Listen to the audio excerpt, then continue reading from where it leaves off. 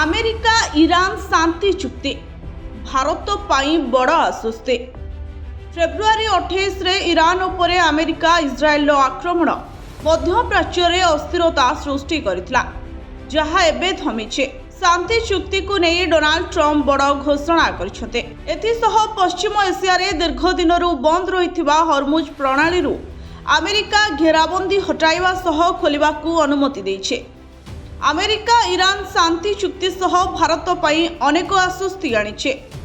ଫେବୃଆରୀ 28ରେ Iran ଉପରେ America ଇସ୍ରାଏଲର ଆକ୍ରମଣ ମଧ୍ୟପ୍ରାଚ୍ୟରେ ଅସ୍ଥିରତା ସୃଷ୍ଟି କରିଥିଲା ଆଉ ବିଶ୍ୱରେ ଖେଳାଇ ଦେଇଥିଲା ଆତଙ୍କ। ଯୁଦ୍ଧ ପାଇଁ ଇରାନ ହର୍ମୁଜ ପ୍ରଣାଳୀ ବନ୍ଦ କରିବାରୁ ଔଷଧିତ ତୈଳ ଯୋଗାଣ ବାଧାପ୍ରାପ୍ତ ହୋଇଥିଲା, ଫଳରେ ବିଭିନ୍ନ ଦେଶରେ ପେଟ୍ରୋଲ ଡିଜେଲ ଦର ବଢ଼ିଥିଲା।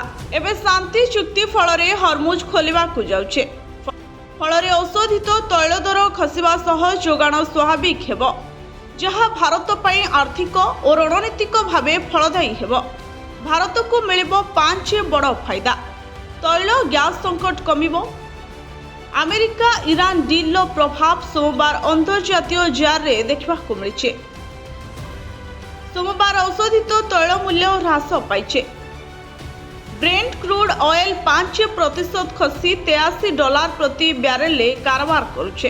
ଭାରତ ଇରାନ ସହ ହର୍ମୁଜ ଉପରେ ଔଷଧିତ ତୈଳ ଆମଦାନୀ ପାଇଁ ନିର୍ଭର କରେ। ଆବଶ୍ୟକତା 85% ଏହି ରାସ୍ତାରେ ଯୋଗାଣ ହୋଇଥାଏ। ତେଣୁ ଆଗାମୀ ଦିନରେ ତୈଳ ସହ ଗ୍ୟାସ ସଂକଟ ମଧ୍ୟ କମ୍ ହେବ। ଏହାସହ ହର୍ମୁଜ ପ୍ରଣାଳୀ ଖୋଲିବା ଦ୍ୱାରା ତୈଳ ଓ ଗ୍ୟାସ ଯୋଗାଣରେ ସୁଧାର ଆସିବ, ଆମଦାନୀ ବଢ଼ିବ, ଫଳରେ ସଂକଟ କମିବା ସହ ଦର ଶସ୍ତା ହେବ।